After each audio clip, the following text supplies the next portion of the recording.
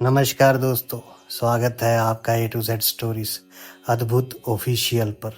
साधु संत फकीर गुरु रहबरों की सदा ही जय जयकार। संत कबीर महाराज, जात न पूछो संत की, पूछ लीजिए ज्ञान, मोल करो तलवार का, पड़ा रहन दो मान। संत कबीर साहब जी द्वारा लिखा गया है। और इस दोहे में संत कबीर जी महाराज जी ने जाति का विरोध करते हुए कहा है कि आप जिससे भी ज्ञान प्राप्त कर रहे हो तो उसकी जाति के बारे में ध्यान नहीं देना चाहिए, क्योंकि इस बात का कोई महत्व नहीं। ये ऐसा है जैसे तलवार का महत्व उसे रखे म्यान से ज्यादा होता है।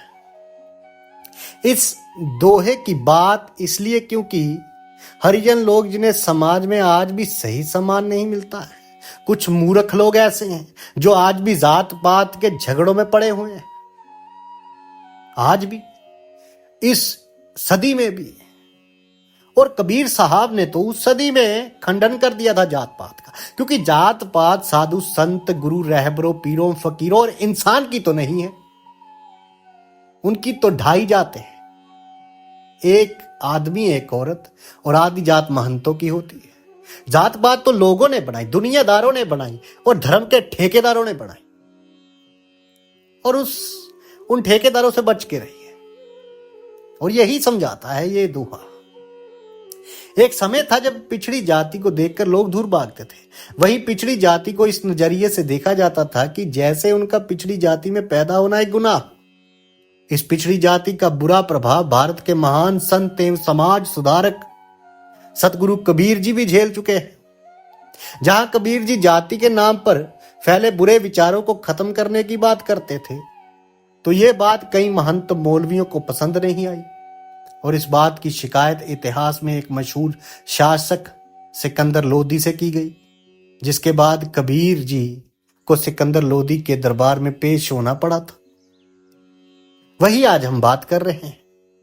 संत कबीर जी ना ही ब्राह्मण थे और ना ही दलित, वे जुलाहा जाति के थे, जो एक मुसलमान के जाति है, उसे वो छोटी जाति कह देते थे। वही पिछड़ी जाति के मुसलमान होने के बाद भी संत कबीर साहब हिंदू मुसलमान सभी उनकी बातों को सुनते थे। जहां वो जाति के नाम पर फैले बुरे विचारों को खत्म करने की बात करते थे, जहां लोग उनके विचारों को अपनी जिंदगी का हिस्सा बनाते थे, तो वहीं महंत मौलवी को कबीर साहब की ये बातें जरा सी भी भाई नहीं। और इस वजह से महंत मौलवी सिकंदर लोदी के दरबार में जाकर कबीर जी को काशी से निकालने की मांग करने लगे। जरा इस बात पर गौर कीजिए कि आज के युग में भी क्या ऐसे मूर्खों से आपका लेना देना है कि जो आज भी धर्म जाति की बात करते हैं, तो उन लोगों से दूरियां बना लीजिए, क्योंकि मूर्ख के साथ दोस्ती तो आपको नुकसान ही दे सकती है, फायदा नहीं। अब कई महंत ने बादशाह से कहा कि कबीर जी धर्म की बुराइयां भी करते हैं, बल्कि धर्म की उन्होंने कभी बुराई नहीं की।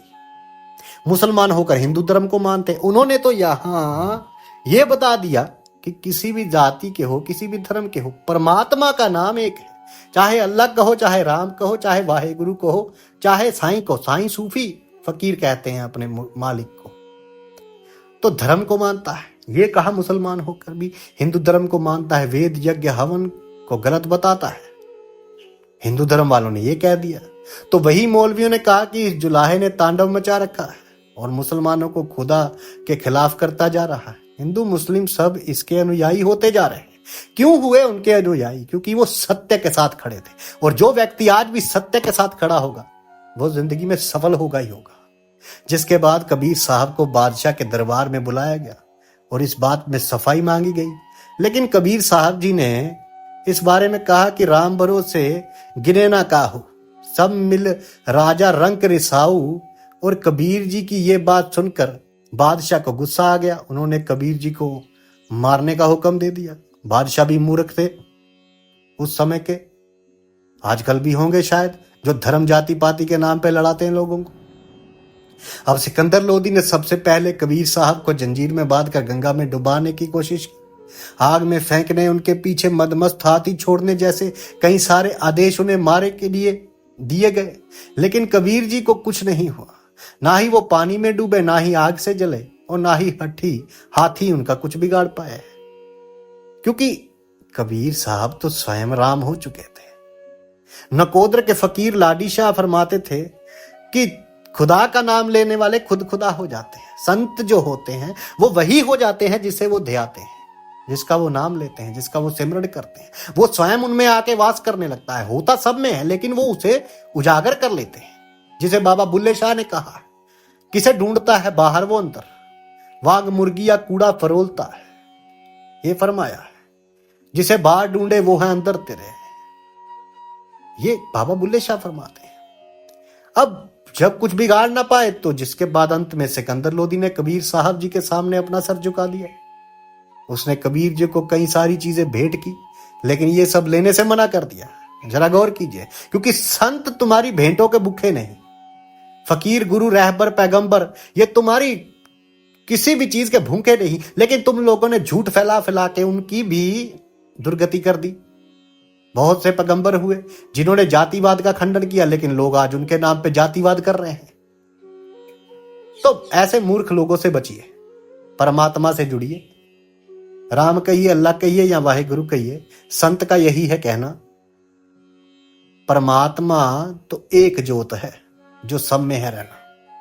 और जब कबीर साहब ने मना कर दिया, कबीर साहब जैसे संत तो करोड़ों अरबों में से एक होते हैं।